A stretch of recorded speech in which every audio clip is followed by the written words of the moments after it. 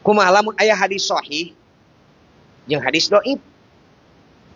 Nah hadis dhaif ku urang dipigawe menang atawa ulah. Salama eta hadis dhaif lain jang netepkeun kana hukumah pake. Seperti fadilah. Aya keterangan hadisna fadilahna maca la ilaha illallah, fadilahna maca subhanallah, fadilahna naon lah nu lainna. Sanajan hadis dhaif pake. Selama aya qala Rasulullah sallallahu alaihi wasallam.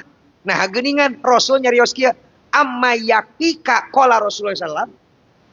Nah teu nyukupkeun ka anjeun lapad qala Rasulullah sallallahu alaihi wasallam. Nah teu cukup ku aya redaksi qala Rasulullah sallallahu alaihi wasallam sanajan hadis dhaif amalkeun ku urang. Lamun salianti jang isbatul ahkam.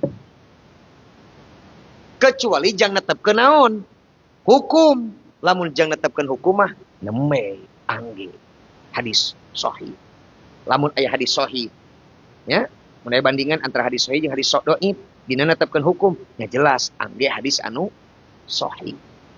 Ari dina padilah mah rek hadis dhaif rek hadis sahih pake duanana oge.